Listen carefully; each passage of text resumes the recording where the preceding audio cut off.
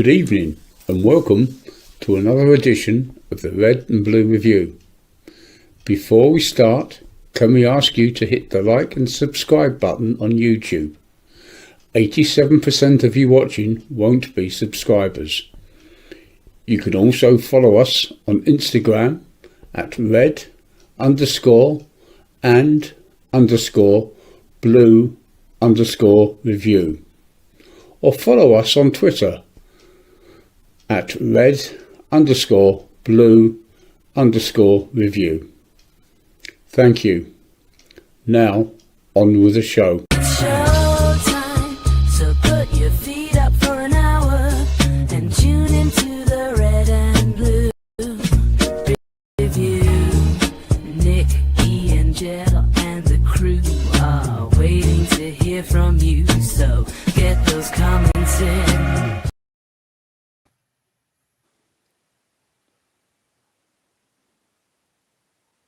Very good evening, ladies and gentlemen, Palace fans across the globe. Welcome to another edition of the Red and Blue Review with me, Tweedledum, and him, Tweedledee.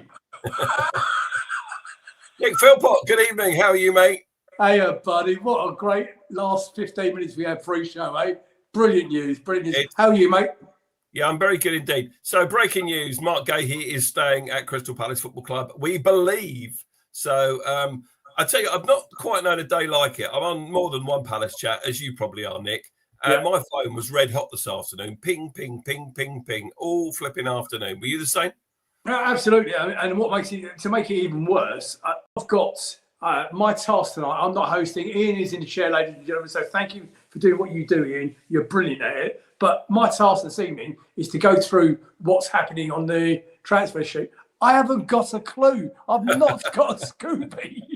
Our man in charge of transfers hasn't got a Scooby-Doo. But anyway, we are relying on you, Nick, for some news on exactly all the incomings and obviously any outgoings from Selhurst Park in this transfer window. The transfer window, of course, has firmly closed at 7 p.m. this evening, but we can still have a chat about this. It's been a momentous week in the life of Crystal Palace Football Club, hasn't it, Nick? Because on Thursday, we played against Fredrikstad in the UEFA Conference. There's a flag there in the background that you didn't go to the game, but your son went. Is that right? No, I'm glad you asked me the question. Thank you. Very quickly, very briefly. My son went to Fredrikstad. He said, first of all, what lovely, lovely, lovely people they were. Okay, to the point where in the pub after the game, after they lost, a couple of the Fredrikstad fans came up to Sam's group of lads and said, would you like a drink? No. He said, would you mind swapping scarves? Which Sam duly did. About 10 minutes later, the same blokes came back to the table with his 4-pint jug of beer. That's on us. Thank you. And also, would you please have that as a gift? And I said, yeah, I'm going to have that for the show tonight.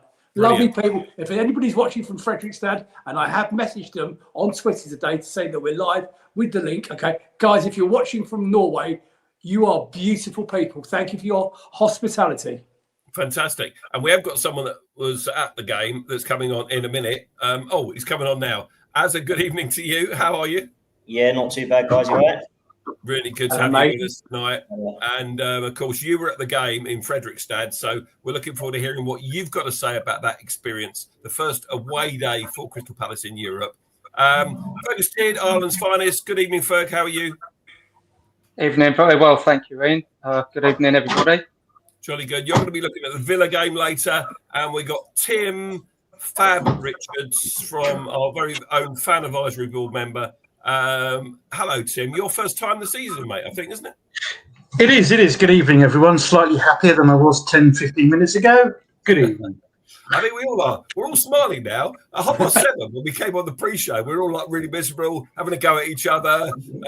Nigel was threatening to kick us all off because we weren't agreeing with what he was saying and all the rest of it. It was a bit of a nightmare. But we're feeling a whole lot better now. And I tweeted on the Red and Blue Review X about that it's a real roller coaster supporting this club, in as much as from the high of the win yesterday to the low of potentially losing Mark Gahey today, it was just swings and roundabouts, roller coasters, whatever other analogy you want to use.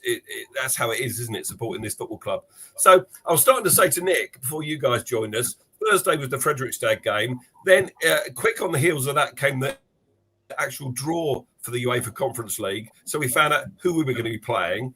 Then Saturday, we got the news at 7 p.m. of when we were going to be playing them, the times and the dates, whether they were home or away.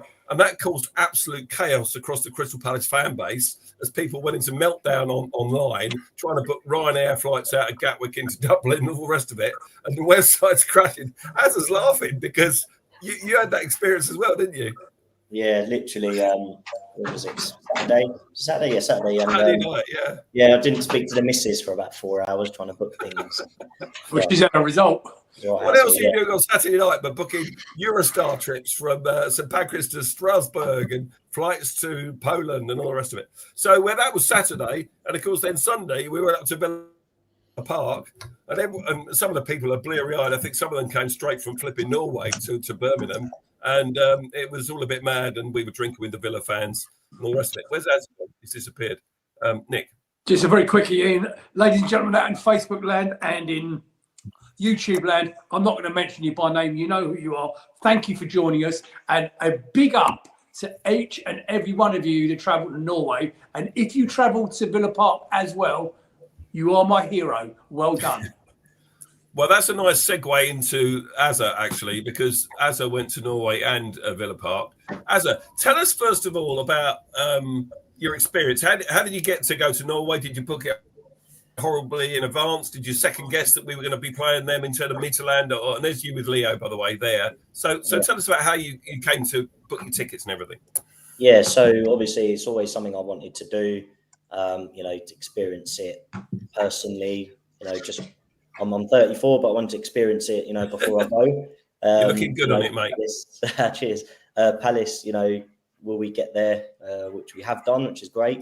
But yeah, it's literally, when we found out the options of who we was playing, I had a look at both, done a bit of research, and whatnot. And then, the flights, I think for me and Leo would have been about 100 quid each, on the best scenario. But as you know, it's all done on demand. So I checked the flight prices on the day of the second leg in the morning, logged on, and the whole of Ryanair flights were sold out. Were they really? Yeah. So instead of being 100 quid each, 200, it ended up being just over 500. Well, let me stop you there. Just to bring Ferg in, because you had that experience, Ferg, as well, did you, on Saturday night, booking the Ireland flight or anything else? Yeah. So if you wanted to fly out on the day, we played Shelbourne. In the morning, they're about 80 quid, and I think by the afternoon they were £1,100 or something silly. So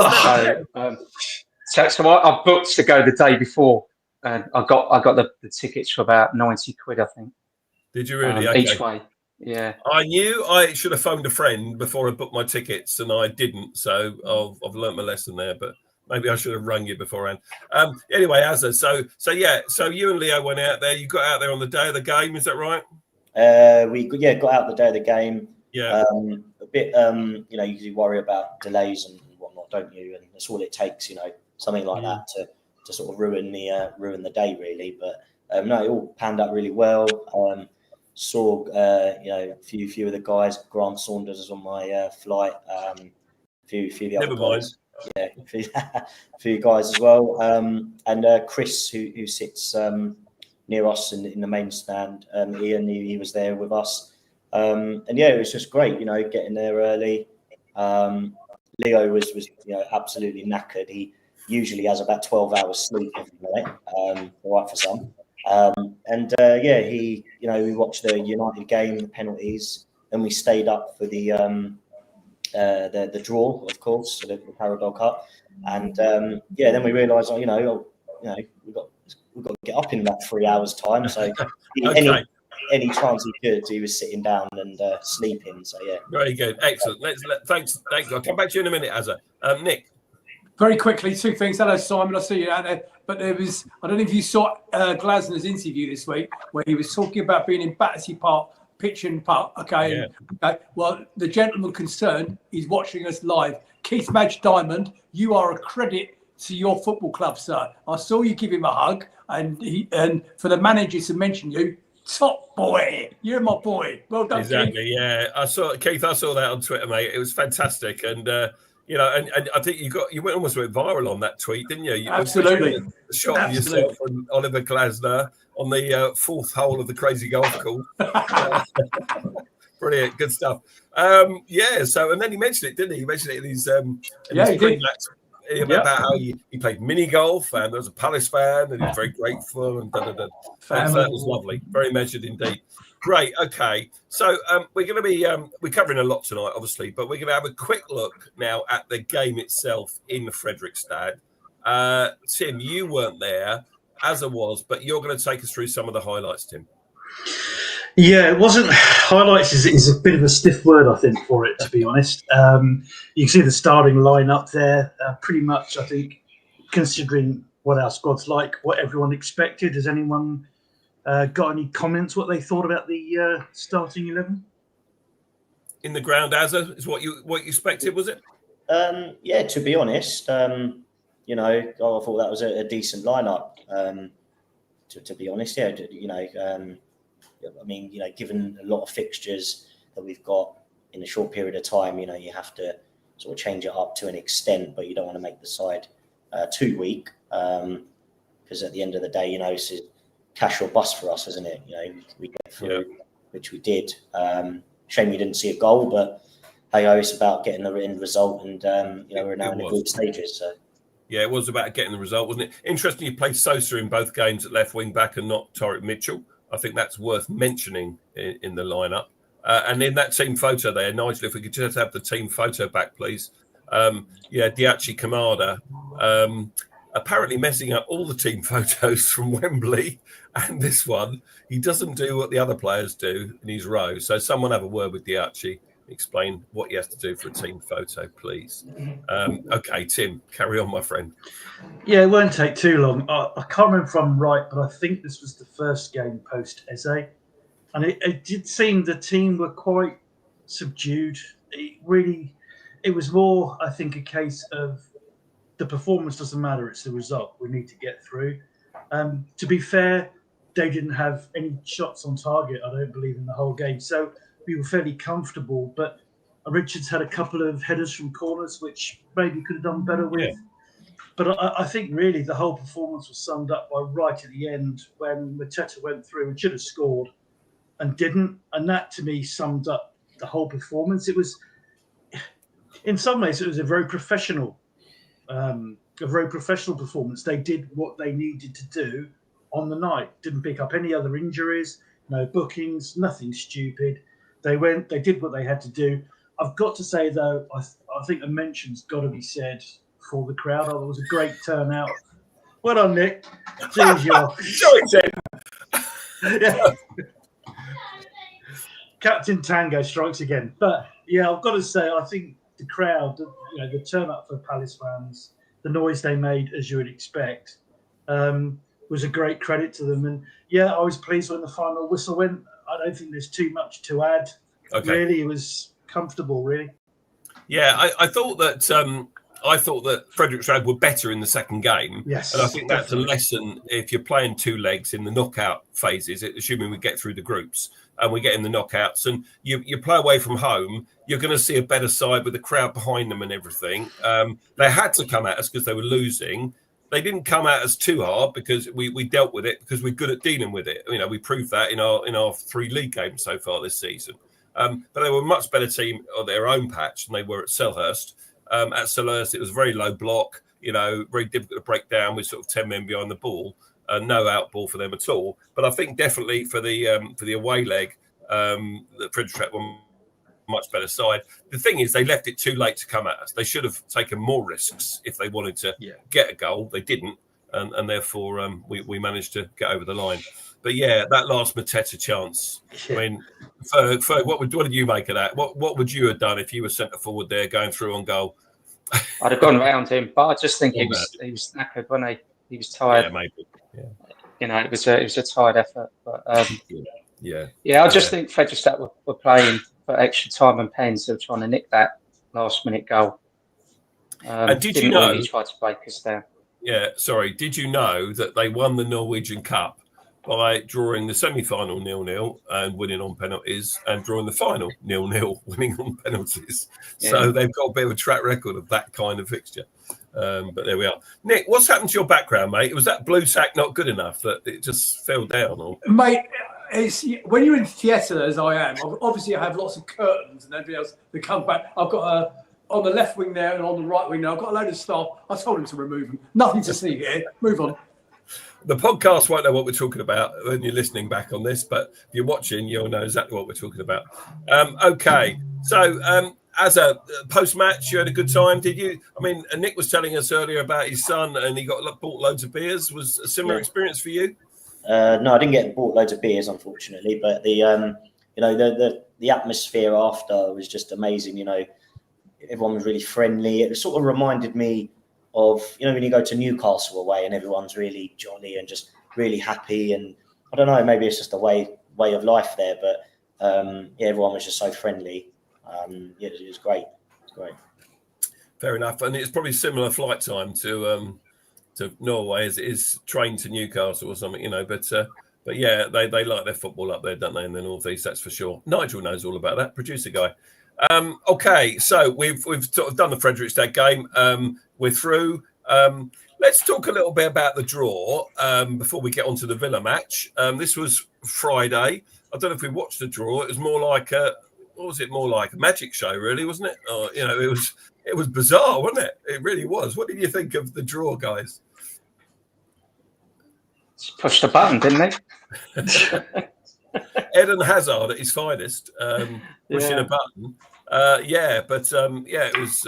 I think the draw was quite kind to us. You know, tell me what you think. So, I mean, Fergus, pleased with who we got in the draw. I am, yeah.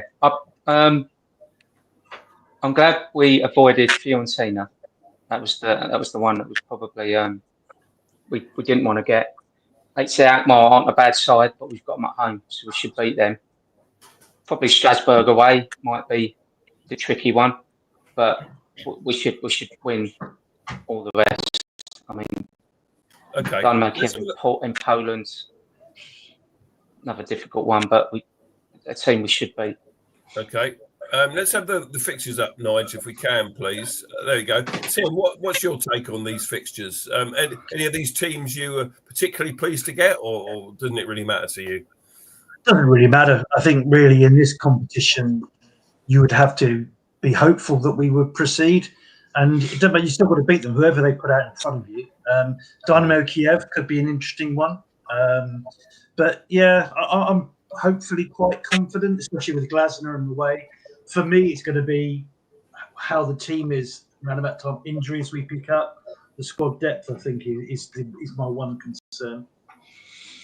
And we'll come to that later, talk about the squad depth, because we've got to talk about all the transfers and incomings and so on. But I think, those fixtures, Dynamo Kiev is the first away tie. Of course, they can't play in the Ukraine, so that game is being played in Lublin, a city in the southeast of Poland, not far from the Ukrainian border. Sorry, Nigel, can I have them back, please?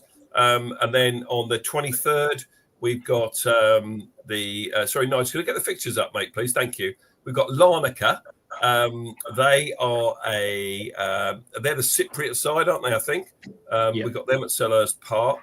And then on the 6th of November, we play AZ Alkmaar, the Dutch side, at home.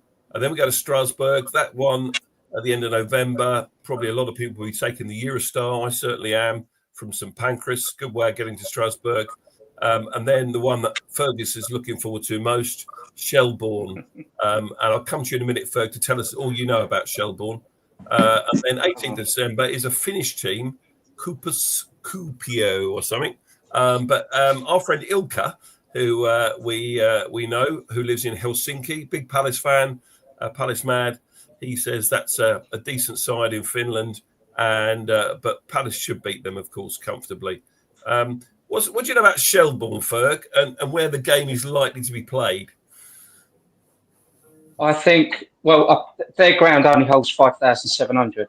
So I believe the game's going to be played in Tallaght, which is Shamrock Rovers' home ground that holds about 10,000. And Tallaught's just outside Dublin, but you can get the Lewis, which is the tram from from Dublin, from Euston train station down to Tala. Yeah, I mean, I don't really know a lot about Shelburne, really, to be honest with you. Okay. I mean, only obviously saw they one team. qualified for Europe, so they must have won something or finished high in the Irish League or something, did they? I mean, how did they qualify? Do we know? I would imagine they probably finished top 5, top 6 there. Fair enough. Okay, so but anyway, the away day in Dublin sounds fantastic, doesn't it? You know, Guinness all day long. Sounds really good. As a small little Leo, who's going to secondary school in a week's time, he's been to like loads of league games, hasn't he? And cup matches, and been to Norway, and now he's going to more games in Europe. Yeah. Yes. As how many grounds is he up to now? He's on 30. It's not bad for an 11-year-old, is it? 11. It's funny when you look at if you can compare him to Tim Richards, who's probably only been to the one. That's smart. Never been there. Very good, very good. Okay, so yeah, I mean, and then so you know, we found out who we were playing on the Friday, and then come the Saturday, it was the mad scramble on Saturday night, as we said earlier. Booking, I managed to book the Eurostar out to Strasbourg, the flights to Dublin, and hotels in both places. Thanks to Paul Gear, by the way, who was helpful in that respect on booking. And Paul Gear, actually, if you haven't heard this already, I think he's put it in a few of the groups. He was on BBC Radio London this evening talking about the situation before we knew Mark Gahey was staying, and giving his forthright views, I think, and was very well received. If you haven't heard that interview, well worth listening back to. You're a natural mate, Paul Gear. Yeah, perfect face for radio, someone told me, but I don't know what they were talking about. And it's a credit to the Red and Blue Review as well. He is indeed. Good. Okay, so we come to Sunday, and Sunday was a trip to Villa Park, and not many of us were looking forward to this particularly. And a 7 p.m. kickoff on a Sunday is rubbish, isn't it, as a kickoff time? Yeah. Not great at all. Yeah, I mean, but I think when we're gonna have to get used to this, guys, because when we're playing away in Europe on a Thursday, I think maybe the club are given an option to play later, and they're going to buy as much time as they possibly can.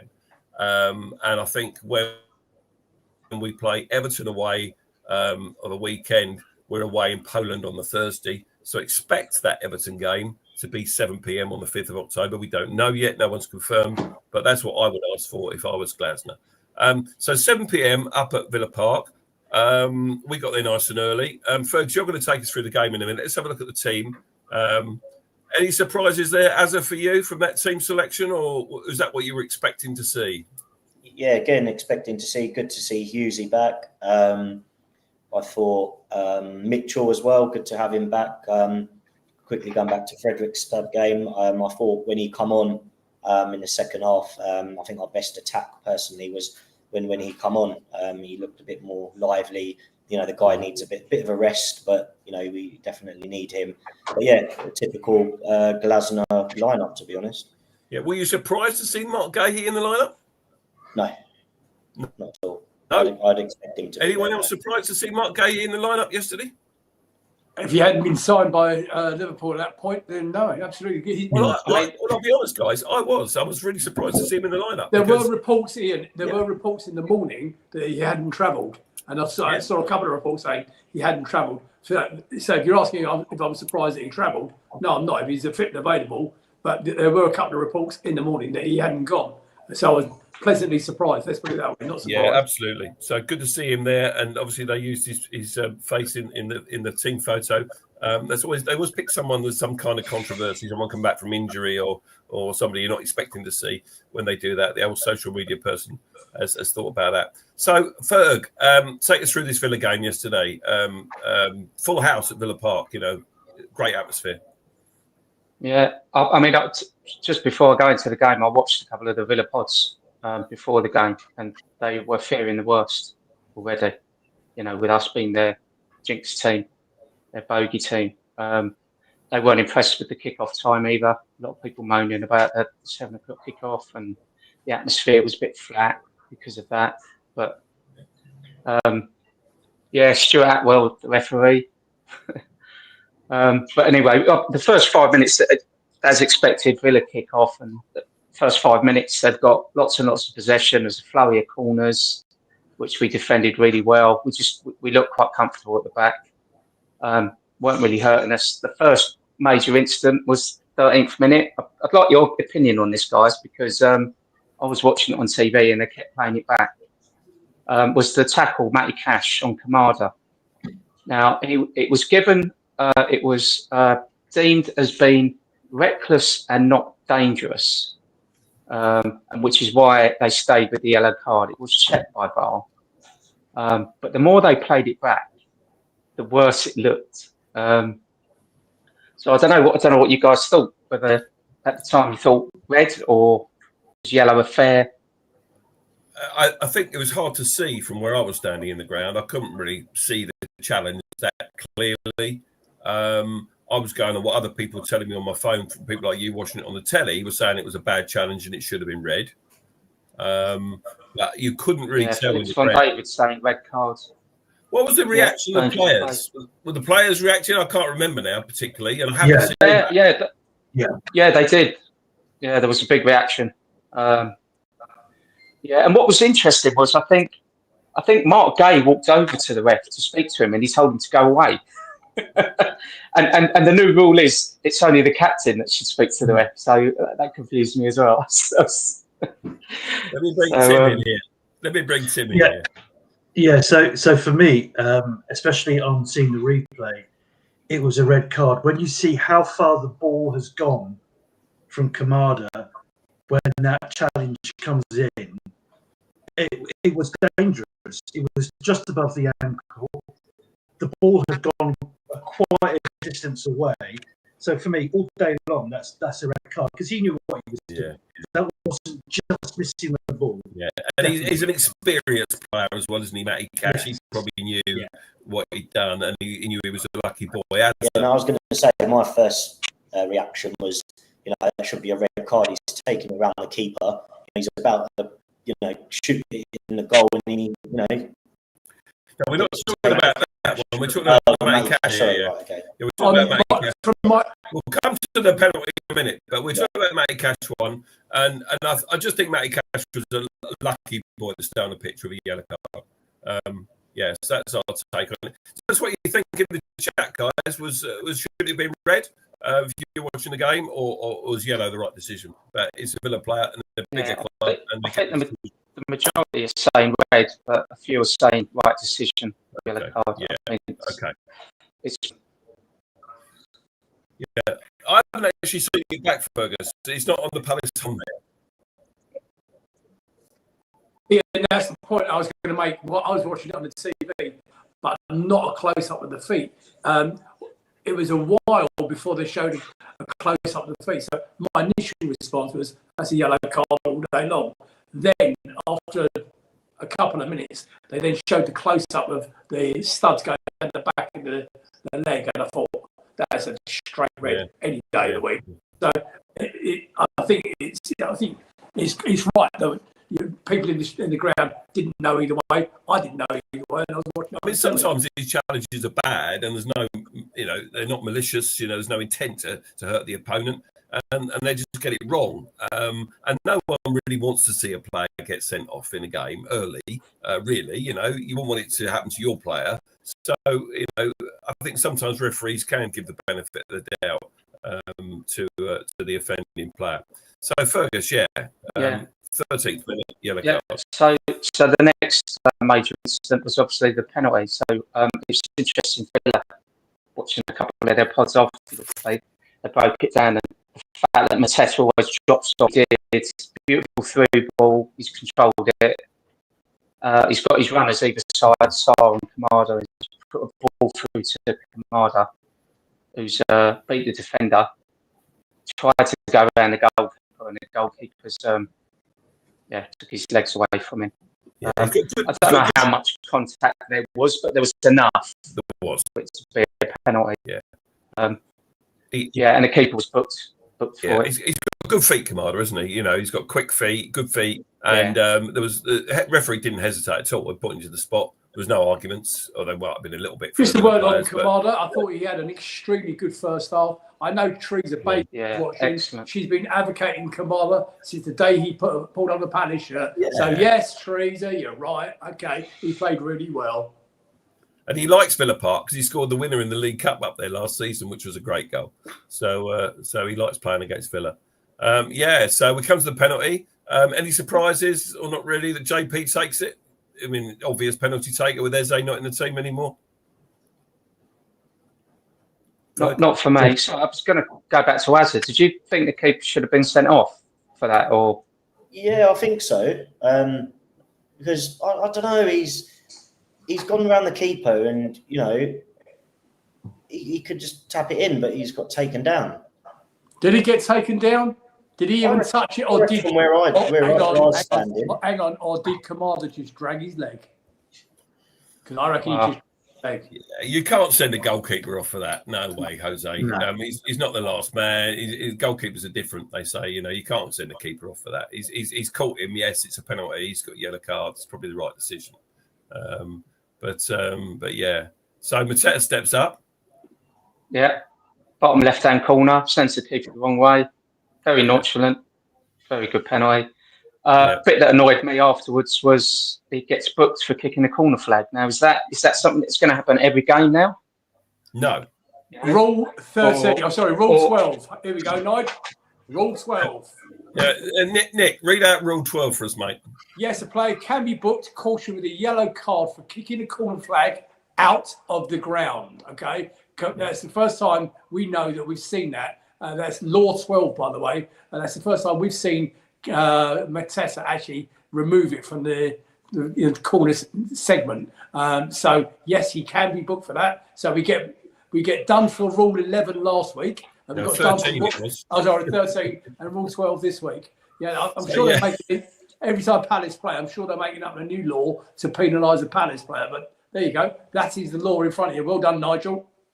Yeah, good stuff. So Rule 12 means it's because he got booked because the corner flag came out the ground, basically. So I'm going to blame Aston Villa for having substandard corner flags because it doesn't happen at the ground.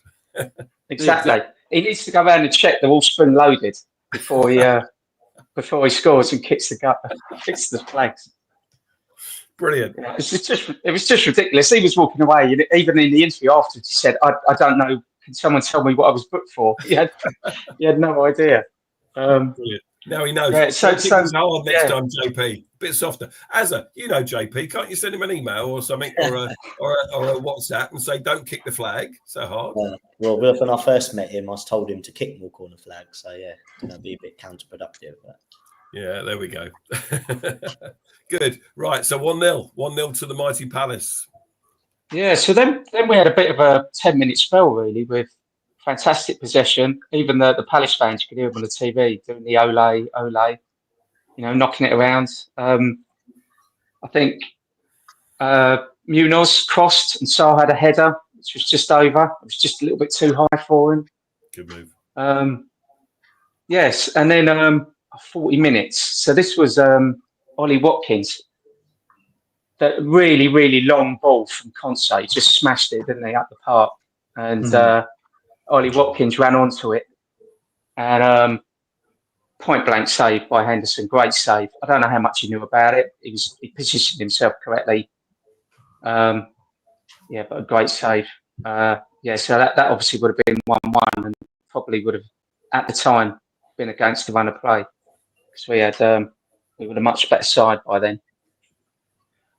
And then we've got, so it was 3 minutes of injury time. And in that 3 minutes, we had, Hughes got away with a booking for a foul on Morgan Rogers, which I think on most days would have been given a yellow. And then we had VAR checking for a foul on Mings in the box. I don't know if you guys were aware of that. Yeah. The very last minute. Wasn't it? After he'd blown the whistle. Half time. Yeah. That's right. Yeah. And again, all the Villa fans were convinced 100% it was a penalty. They were screaming for everything. Give them credit. They're supporting their team, especially the whole end. But that was the other end, up the end where we were. and they were just screaming for a penalty. There's no way. I mean, they quickly dismissed it, didn't they? Yeah. So that was it. 1-0 at half time. Played really well, but Nick said Kamada, I thought, had a fantastic first half. Sorry, just a word about half time, Ferg. Just a word about half time. You might not know this, but Azza, did you go down on the concourse at half time? I think I did briefly, yeah. Okay, did you buy anything from the food or drink? No, okay. literally. Apparently, their till system failed at half time in the away end. Right? I didn't know about this because I didn't go down. I stayed up. I can't be bothered with all the rugby scrum down the bottom. And do you know what they did? Instead of closing the shutters down and saying, sorry, you can't buy anything, they were giving away free food and drink at half time to Palace fans. So I'm told. If you experienced that and you were at the game, in the chat, tell us. Did you get a free pie? It wouldn't make any difference. It wouldn't make any difference to Azza anyway. He's never bought me a beer in all the bloody years I've known you. Never met you, have I? Yeah. There we go. So we want to know if you've had any free refreshments from Aston Villa yesterday. So, Ferg, please carry on with the second half, mate. Yeah, so Villa made a substitution. They brought Buendia on. And again, same thing. First 5-10 minutes, lots of pressure. Had a corner. Watkins threw on goal and it was blocked. And then I mentioned the Hughes booking because of 51 minutes, he got his yellow card. His default yellow card. He always gets, for a foul on Tielemans, pulling him back.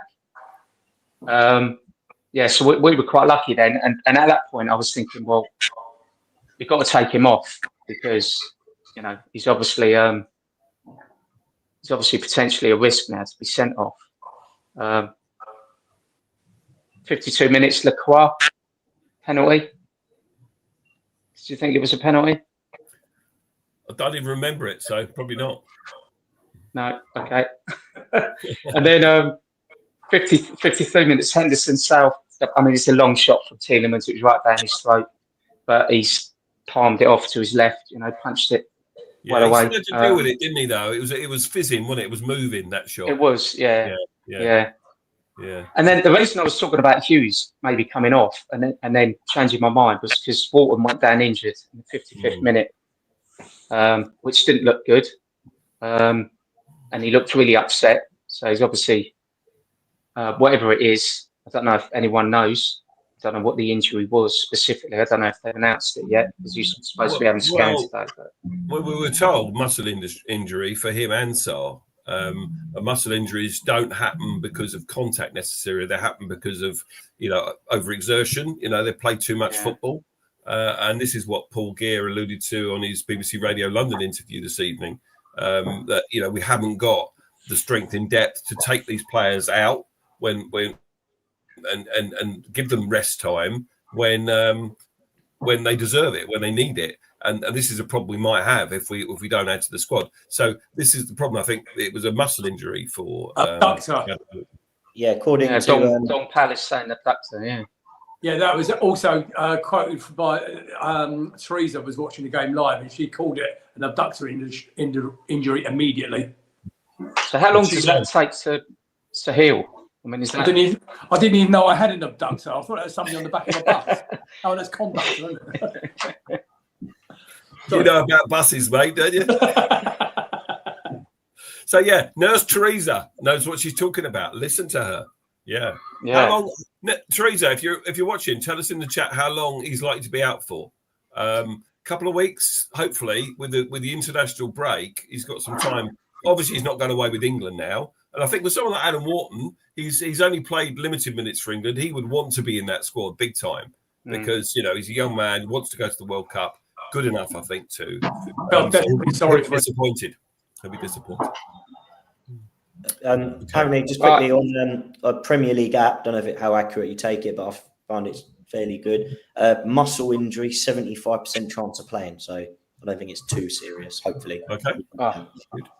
Okay, cool. He's got 2 weeks, so that's good. That's good. So he went off. And who came on? Yeah, he went off. Jeff Lerma come on. Oh, yeah. I thought we did all right, actually, when he come on, Jeff Lerma. We did, yeah. And then Morgan Rogers, he had a shot which was a slight deflection, but it was down to Henderson's right. Really good save, tipped it around the post. They had lots of corners, Villa, very ineffective. I mean, it almost got to the point where every time they got a corner, I was thinking, it'll be all right. Bothered. Just a corner.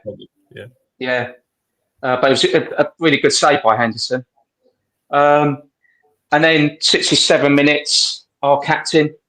So Cash is coming out of the Villa box, and it was almost like he passed it straight to Margate anyway.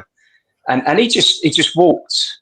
Yeah, go on in. He just walked through the middle of the park up to the edge of the box with the ball. Yeah, he did. No challenge. He did. It was ridiculous. It looks like a great goal when you watch it, but he didn't. He wasn't challenged at all. He just randomly kept going, didn't he? It was crazy. Yeah, absolutely crazy. Yeah. Villa offered nothing in that respect, and I think although it was a good goal, and we'll come to the actual goal in a minute. You're not going to get that space against most opponents in the Premier League. I don't know what Villa were on, but they weren't very good, really, in that respect. Yeah, well, I think our midfield bossed that game, really, from start to finish. Even when Villa had the possession, we were letting them have the possession. It was in an area that they weren't going to hurt us. Again, Glasner tactics, fantastic. Unai Emery just doesn't know what to do against. Right, so the goal, So, like I say, Cash loses the ball. Margate takes it forward. It goes out wide, comes in, and Konsa, really poor clearance. And Kamada's gone to tackle with the defender. I think the defender gets the touch, but he knocks it straight to Margate. And I don't know what the keeper was doing. He was on his 6-yard line. and Gage just looked up and curled an absolute worldie into the goal. 2-0. Brilliant celebrations, ran all the way, dived in front of the Palace fans. I was jumping around the living room, shouting at top of the void. Jumping around. Yeah. Hey, can you picture that? Fergus jumping around his living room. Yeah. We were jumping around the away end, Azra, weren't we? But it was a fantastic goal. And could you hear the song that came out of it afterwards, loud and clear on the TV, Ferg? Darren Ambrose song, yeah. I did hear it. Darren Ambrose, Andros Townsend, Mark Gahey. What have they got in common? It's the same song. And one great thing about him not leaving, right, is that we can now sing the blimmin' song, right? Because otherwise we probably wouldn't be able to. But can you sing it for me, Ian? Because I don't know what you're talking about. Please. Guys, right, I'm going to tell you this. I sang it pre-show and they took the piss out of me for singing it out of tune. As if we would. I'm not going to sing it. But you'll know what it sounds like. So yeah, and it was brilliant actually, because it was just a really lovely moment when we were celebrating that goal. It was fantastic because up until that point, I didn't think we were going to score again. I thought we're 1-0. If we can ride this out, if we can soak it up, we might just sneak this 1-0. I didn't expect us to get a second goal. We didn't look like we were necessarily going to get a second goal after that spell at the beginning of the second half. I felt that, we just weren't doing enough, and it was one of those sort of bitty, messy games that both sides, wanted to end because, Palace had a long week, Villa looked off it, and it just didn't feel like a great game of football until that moment. Tim, you're on mute, by the way. Unmute yourself. The technology is great, isn't it? But that's not the Glasner way. Glasner wants to win. He wants to score goals, doesn't he? So I agree with you. But you could see, on the sideline, he was so animated, even up to the 90th minute. So he wasn't happy with 1-0. You could see he was pushing the team. Brilliant. Good stuff. Okay, so great second goal. But we didn't sit back, did we? Didn't sit back. We didn't, no. So Watkins had a chance, went over the bar. Hughes came off for Jeremy Pino in the 70th minute, our new signing. So let's stop and talk about him then. Let's stop and talk about him. Yeah. So let's get your opinion on Jeremy Pino. What did you know about him before he joined? What do you know about him now? And how impressed were you with the cameo yesterday? Let me come to Nick first. Okay. Well, I actually done a little bit of reading on him. And what I've read about him was he's not known to be a prolific goal scorer. What he is known, and what we are desperately short of in our midfield, is pass accuracy completion. Now, that's what I found out about him, that he was... I actually put up some stats that I got off FootMob at the end of his little cameo last night, and everything I said bailed out. I mean, his pass accuracy was really strong, very good. That little drive that he did towards the end, I know Ferg will cover in a minute, but that's all I knew about him. He's not a great out-and-out goal scorer. Well, that's not what we bought him in for. No. If you think about how many times we have been frustrated at Selhurst Park, we're in the middle of a decent bit of possession, and Will Hughes, bless his heart, okay, Will Hughes will then give the ball away unnecessarily in the middle of the park. Well, I'm hoping that's what Pino is going to bring to the team. Yeah, 15 Spanish caps at the age of 22, 3 goals for Spain as well. So, he's played at the highest level for the national side. I don't know whether he's involved in this current round of internationals. Somebody tell me, is he or not? I'm not sure. But 15 caps for Spain already. Quite a lot. He was injured quite a lot last season, wasn't he? So. But, at 22, so 15 caps, that's, Mark Gay's 24 and he's only got 24 caps or something. It's similar numbers, aren't they, really? So I think we've got a great player there. I think he looked really, really good. I was very impressed by him. I think that the way he moves quickly with the ball attached to his feet, his passing accuracy, as Nick has already said. I really like what I saw, albeit in a very short period of time. So, yeah, good. I think we're a good one. People agreeing with me in the chat, by the way, saying that he looked good and he had a good debut for Palace up at Villa yesterday. Nick, you're on mute. Yeah, just a very quickie. A couple of people have mentioned in the chat that there is audio issues from a couple of you guys tonight. It's actually not us, it's YouTube, so bear with us. Apologies, but it's nothing to do with us. It's YouTube. Nothing's changed from our end. Thank you. Thanks, Nick, very much for that. We weren't aware of that, but we'll speak as clearly as we possibly can. Fergus. Yeah, so so obviously Pino come on. Villa had a couple of chances. I think Mathian, or whatever his name is, drags a shot wild. And then 78 minutes, Sar's goal. So just before that, we get the throw on, and JP comes up to the crowd and he's giving it the large, and he come on, like, And then Lerma, brilliant long throw, and it's flicked on from Lacroix, and Sar all on his own at the back post. Heads it in. It was checked by VAR for offside, but he wasn't. Yeah. The goal stood. Celebration was a bit weird because it looked like he was injured, lying down flat on his face. I thought it was really quite funny looking back on it. Thanks for the fans. Yeah. And I don't know if you saw it, but the kit man went over to the referee and said he doesn't need to come off because I haven't treated him. Because the referee called for the kit man. Oh, missed that. And he ran off. Yeah, he called the ref almost, didn't he? Because, but just talking about the goal, because I think the throw-in was great. Jeff Lerman's got a great long throw. Chris Richards can throw it in as well, can't he? And this has come back into fashion, hasn't it, recently? I mean, those of us that are old like Tim and me and that, remember the long throw. Ian Hutchinson for Chelsea in 1970. Who remembers him? But, it's great to see players throwing it, and it is a dangerous weapon. And Lerman's very good at it, but he takes that flick on, and Lacroix got that flick on perfect. And I imagine got the assist, did he? Maxence Lacroix for that goal. Must have done. And then Sar cons everybody because he lies sort of on the floor flat as if he's been injured, and he hasn't been. And he gets up smiling. Great celebration. 3-0. Just delirium in their way. And cue the songs. What came after that? What kind of songs were we singing? As you remember, you're not allowed to swear too much on this show, but. Why the F are you still here?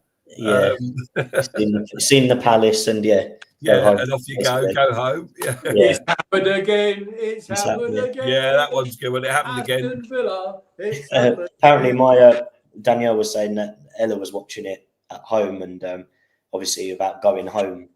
Seeing the Palace and go home. Sort of thing. And she's like, "Why are they saying to go home?" And Danielle's like, "Oh no, I don't mind." I don't know if she heard the other bit. But... And she's on. I know she's in the chat as well. So thank you for watching. Very good. That's funny, isn't it? Yeah, I mean, you've got to be careful with kids at football, but they're going to pick it up anyway in the playground at school.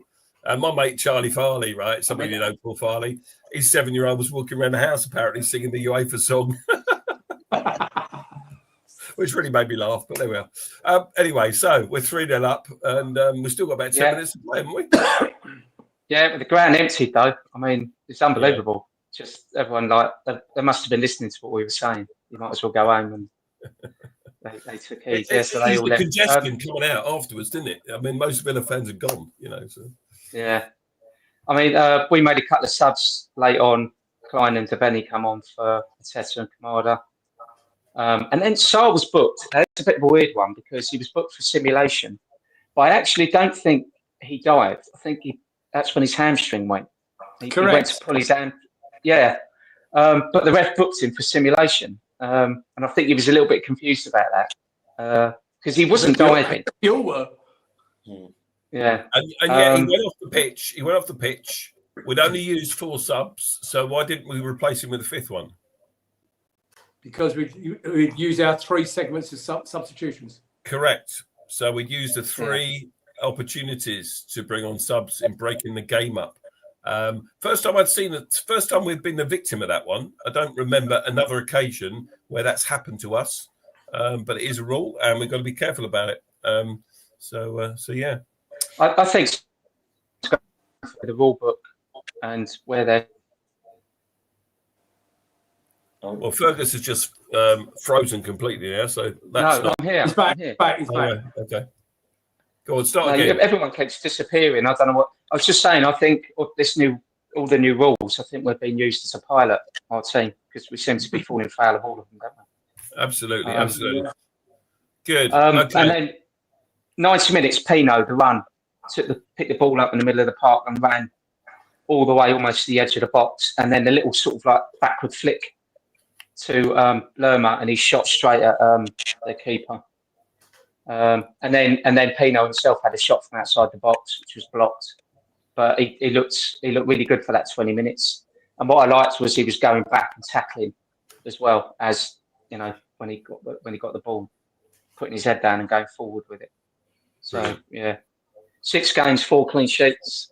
It's not bad, is it? Not a bad start.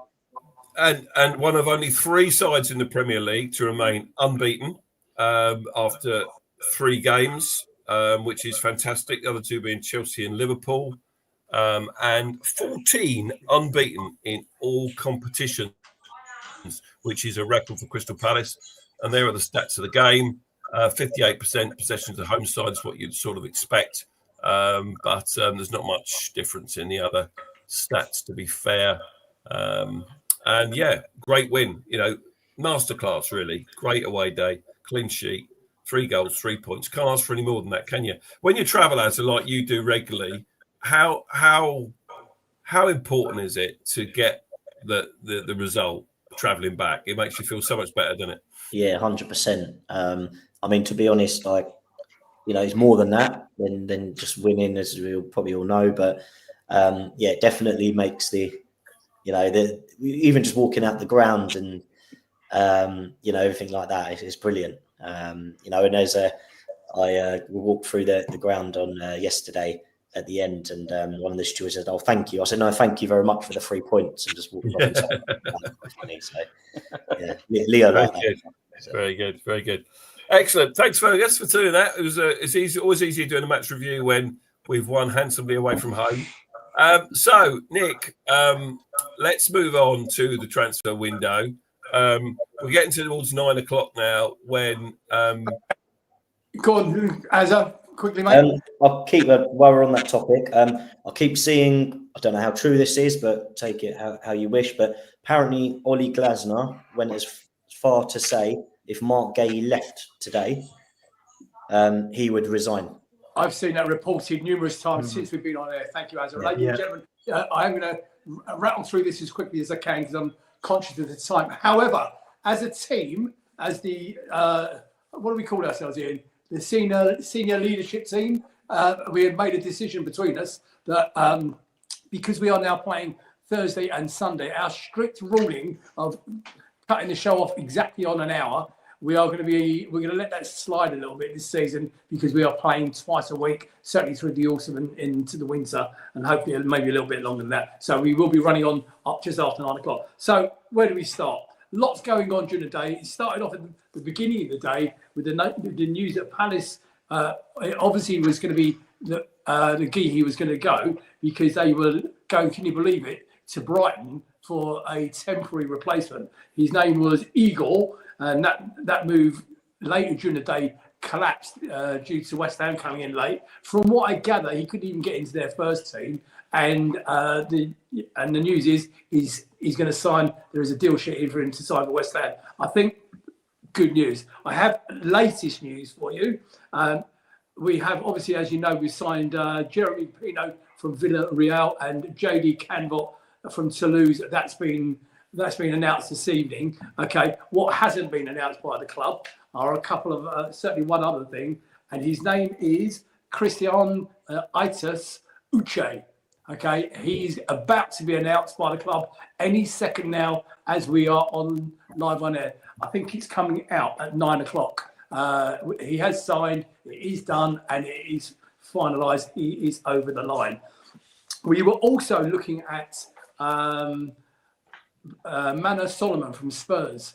Now, again, I didn't have much positive news to tell you about him because from my colleagues that worked at Tottenham, he wasn't great. However, later in the day, it turned out that he was on a plane on his way to Lisbon, and then so he wasn't going to. My understanding is, and I haven't had this confirmed yet, that there's actually now a deal sheet in for him as well. This is in the last hour at Crystal Palace. So we hijacked the plane to Lisbon, did we? And... Well, maybe he didn't get on that plane. That's my whole point. Maybe he didn't get on the plane. And in case anybody missed it at the top of the show, the big breaking news of the day is Mark Gahey's deal to Liverpool. So it happened last year with Newcastle, and it's happened again today. Liverpool has collapsed. Mark Gahey will be your captain until at least January. Now, I've seen people saying, oh, you're bloody idiots. He's going to be sold on a free come next summer. Well, that may be the case. However, don't forget, we can still sell him in January and get a fee for it. So yeah. And I know he hasn't signed a contract up until now, and it's a moot point because a lot of Palace fans would like to have seen him extend his contract for a year. There is always the possibility that could still happen. I'm not saying it's going to. I'm not saying this is more likely now, but it's a possibility. It could still happen. Okay, carried on. We also waved today permanently goodbye and took a large lump of our wage bill to Odsonne Edouard, who has completed his permanent move to RC Alongs. Okay, and the club wish Odsonne very best of luck for the rest of his career. Bye. Thank you. But I will say, let's remember the good points. The debut against Tottenham, and that's about as good as it got, wasn't it? Two goals off the bench, wasn't it? What a great day that was, 3-0. But he did lose his way, and he wasn't the player. He's not good enough for the Prem, so good luck. And we also touched pre-show that Portsmouth have completed a deal to sign Crystal Palace forward Franco Uma, okay, and the fee is likely to be around £500,000. Initially, we were talking off air that it was actually on a free. No, it's not. If we got £500,000 for that, that's a good bit of business for the academy. Be positive, people. That is, don't forget, I believe we've had him since he's a child, so a youngster. So that would be 100% profit against our PSR, and of course funding the academy. What else was there? I think that was that. Don't forget, we only pay 400,000 for Joe Ward. I know it's a long time ago, but these lower fees do happen still. After the transfer deadline closed this evening, there's still talk that there are a few teams in for this particular player that I'm going to tell you about. And one of them is us. West Ham, Fulham, and Crystal Palace are all in talks post the closure of the window for Raheem Sterling. That's still sniffing on as we speak. Nick, is that a loan deal, do you think? It would be a loan deal, and they would have had to submit a sheet before 7 o'clock deadline. Anyway. So I think that's probably unlikely. Ben Chilwell, however, was being looked at maybe to return, but I noticed he's just gone to where are we playing on November 28th, guys? Strasbourg. And that's where he's got to sign for. So the ins, obviously, the ones I've spoken about. The outs go out, obviously, Joel Ward, Rob Holding, Jeffrey Schlupp, Luke Plange, Joe Whitworth, Teo Adramola, David Ozo, Matt Turner, Ben Chilwell, Malcolm Ebiobi, and Jeremy Alumu, and some bloke called Abrechi Eze. And that completes my quick roundup. Thank you, Nick. You're a natural, mate. We should have had you outside Copers Cope Road with a microphone and a sheepskin coat or something, maybe next year. Who knows? Dildo. In January, we'll get you out of the cold, doing it. Very good. So the question then is, and Tim, you asked this question off air, so I'm going to come to you first for the answer, or an answer, is has this been a successful transfer window for Crystal Palace Football Club, Tim? The damn sight more than it was an hour and a half ago. I still would have liked a couple more quality players come in, purely from the increased games we're going to have this year. We do have a thin squad. I know we've got some players that are still injured, but when are they going to come back? So I'm concerned about that slightly, but what I'm happy about is the keeping of Oliver Glasner. Now, I don't know how true it is that Glasner said he'd walk if we lost Gahey, but I think if that was the case, that would be as big, if not bigger, loss to the club as Gahey going. Totally. So Totally. I'm happy with that. Oh, totally. Yeah, absolutely. That's an interesting comment on screen, Ian. There's obviously somebody from another club. Yes, I know. I saw that. I wasn't even going to give it airtime, so I'm not. I'd like to know which club he's talking about. He's holding our club to ransom to SSB 28. Which club are you talking from, my friend? Welcome to the Red and Blue Review. Welcome. Okay, I want to come to the chat for some of the windows. The question about the windows. Stephen Dyer says 8 out of 10. Phillips von Damage says successful window. Dawn Palace says yes, a good window. So yeah, I think people are saying it's a decent window. Tim, your view is that it's better now than it was. May I? Nick. And just don't forget, we've also got two to come back who are not that far away now. Shadi Riyadh is due back anytime. Oh, he's a Liverpool fan. How was Mark Gahey signing for you today, my friend? Welcome. Shadi Riyadh and Czech Nikore to come back, which will also help bolster the squad. Yeah, Tim, you make a good point that the other two got in last night. I'm aware of that. So that's 4 very first-team starters are out, but hopefully not long-term now. Yeah, okay. Luke Cooper, 6 out of 10. Okay, Fergus, what's your view on the window? Yeah, same as Tim, up until about an hour ago when they announced Gay was staying, it went from potentially a nightmare window to a very good one. So we've kept our back three. Was it 10 clean sheets in 16 games or something we've kept? So, we can move forward with that. We've signed Pino, who looks really, really good as an Eze replacement. We've got this other guy, Uche. He's an attacking midfield player. He looks good. We've got Borna Sosa. So we've got cover at left side, which we've always been craving for. We've got a better second goalkeeper in Walter Benitez. You think so? He's probably better than Matt Turner. Yeah. So, yeah, I think we've done all right. I think he's going away with if we get this man of Solomon as well, I don't know what he's like, but, he's probably another squad member. Yeah. It's decent. I think Walter Benitez is in the Argentina squad, so that's great when you got your backup goalkeeper playing international football as well. Tim, did you want to come back in? Yeah, the one thing that did strike me with that is, isn't it good for a change that one of our smaller clubs stood up to the bigger club and just didn't bend over and say, yeah, take him anyway. Delighted with that. Really good. Well, I wonder, we come back to this point that Azza shared a minute ago, a little while ago, is that Oliver Glasner, if Oliver Glasner did say to Steve Parish tonight, if you sell Mark Gahey now, today, on the last day of the window, I'm going to walk.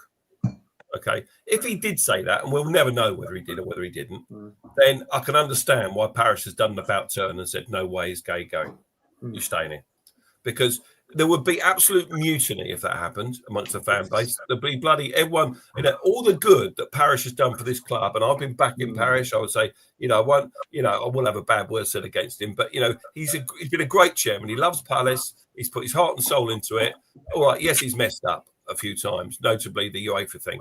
But, and you look at some other clubs and look at their owners and the way they treat the clubs, you don't get that with Steve Parish. He's a proper fan. So what I'm really saying here is that if he'd gone ahead with this and sold Mark Gahey, he would have undone all of that, I think.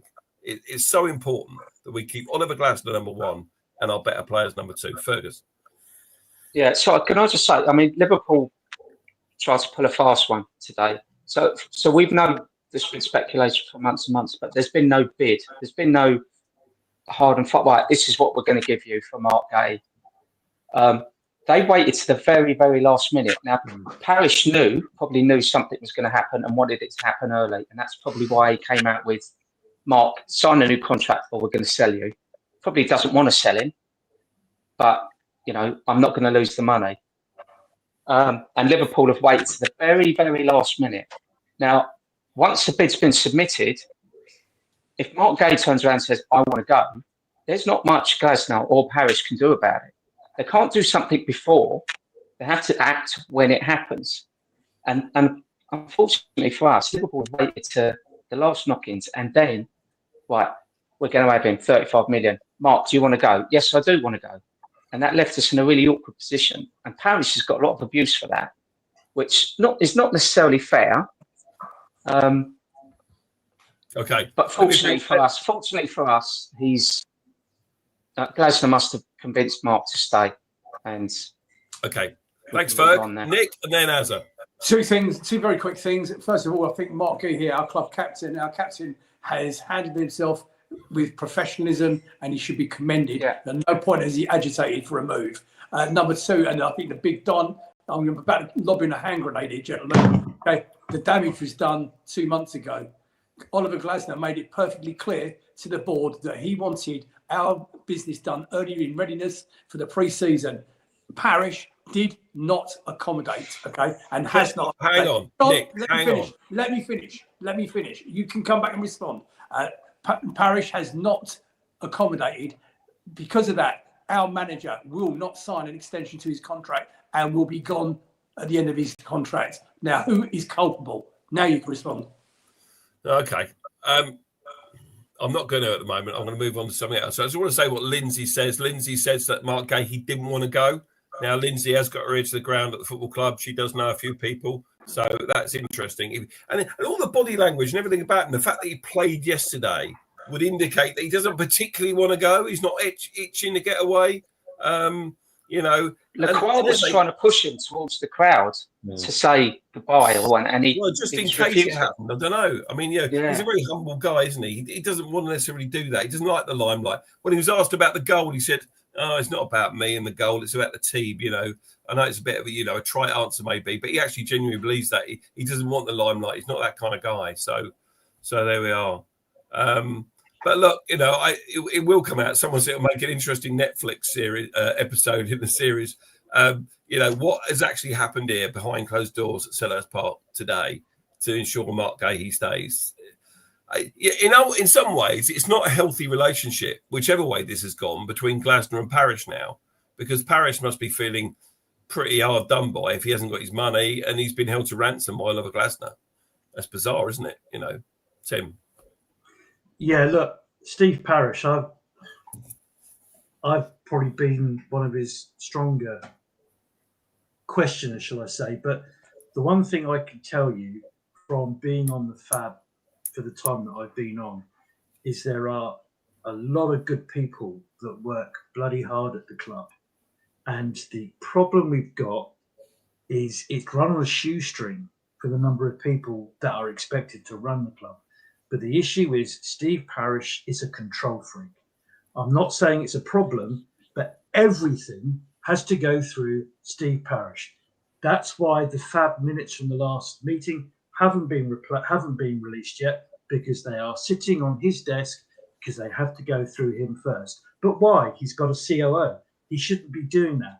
And that's one of the problems with the club is he runs it so tightly. He's too close. That's the problem. That's a good point, Tim. Very good point. Very good point. Thank you for that insight. Really interesting. Azza, did you want to come in on any of this? Yeah, I don't know why. We sort of had a that he was, potentially leaving, and why leave it so late in the window? That solves, 99% of the issues here. We know potentially he's going. Why are you looking, for a replacement with 56 minutes to go? It's just crazy, absolutely crazy. But there we go, Nick. Yeah, up the Palace, we'll be fine. FA Cup, Charity Shield, 14 games unbeaten, smash Villa again. Cheers up, everybody. Absolutely. Well said, whoever that you are. Very good. Very good. Very good. Okay, guys. Well, I think it has been a great window. We need to look ahead at what games are coming up, I think, in the next few days or so and so. So there we go. Got a nice break now until Saturday, 3 p.m., our first Saturday game of the season. And Sunderland, fresh on the back of their victory at the weekend, are visitors to Selhurst Park on the 13th of September. We're not quite sure when we play Millwall in the Carabao Cup. That was an interesting draw. It will either be between the Sunderland and West Ham games or West Ham and Liverpool games. So then we come to West Ham away, also 3 p.m. on Saturday, the 20th of September, before, guess what, Liverpool are the visitors to Selhurst on the 27th. That'll be fun, won't it? With Mark Gahey in a Crystal Palace shirt before the first of our UEFA Conference League ties away in Poland against Dynamo Kiev. And then the visit to a new ground for everyone, to the, what's it called? The Hill Dickinson Stadium for away to Everton on Sunday the 5th. And has that been confirmed at 2 p.m? It's in there at 2 p.m. So presumably that's the kickoff time. I was wrong earlier if I said it was going to be at 7 p.m. So watch this space. That might change, I guess. But at the moment, that says 2 p.m. So what do we think we're going to do against Sunderland? I'll be surprised if not everyone says we're going to beat them. Here we go. Tell us in the chat, how do you think we're going to get on in the game against Sunderland? Someone says Super 6 predictions. Oh, yeah, maybe. Oh, we haven't got time for that today, but hey-ho. How are we going to get on against Sunderland? Azza, you're new on here. Tell us what you think. Yeah, well, I don't know. It'll be definitely a tough game. Every game is, but just reminds me of that dreadful, was it a Monday night last time when they come? I don't know if that was last time they come to us. Was it 4-1 and there was like 2 cracking goals? I think Danielle was there as well that evening, but it was horrible, wasn't it? Cold, windy, you know. I think was that the night that was that the game where the ground evacuated at half time because we were because they scored 3 goals in stoppage time or something at the end of the first half or something. Yeah, that was it. Yeah, that was it. Anyway, hopefully that won't happen again. I got death threats following that game. And I really did on here. Did you? Wow. Yeah, because I called out the Palace fan base for walking out at half time instead of staying and supporting the team. I stayed. I didn't go. I stayed, Nick. Promise. And this is, Joe will tell you, this actually happened. I got death threats following that result. Okay. Shame they didn't follow through. Thank you. Tim. Oh, Tim. Right. Guys, we've got 2 minutes. We're going to finish the show by 9:15. What's the score going to be? I'm going with 2-1 home win. 2-1 home win. Fergus, you can't have 2-1. Something different. 3-1 Palace. Okay. Tim? 3-0 Palace. 3-0. Nick? 2-0 Palace. Oh, I'll go for 4-1 then. All right, so 4-1. There we go. Who knows? Why not? 3-0 PR. Yeah, but 1-0, wouldn't it? Pino hat-trick. Pino hat-trick. There's a song, isn't that a Pina Camada? There's a song there somewhere. We've got to change that song, by the way. Yeah. It sounds like accusation, doesn't it? Yeah. Good stuff. Guys, listen, thank you so much for your contributions this evening. Thanks to all of you in the chat for joining us. It's been a great show. We will return on Sunday, the 14th of September at 8 p.m. after the Sunderland fixture. Thanks to my co-host, transfer media man, Nick Philpott. Well done, mate. Tim Richards, Fab, Tim, thanks. Fergus, Tid, thank Evening you. all. Thank you for being on. You're going to come on again, Azza? Bring Leo on, apparently, next time. Is that right? Yeah, definitely. Yeah, there you go. Good. Leo, if you're still watching, past your bedtime. Leo, and last but no means least, thanks to producer guy Nige, because we couldn't do it without you, mate. Thanks for all you do. And have a very good evening, everyone. And we'll see you next time. Cheers. Good night, everyone. Cheers. Up the Palace. Up the Palace.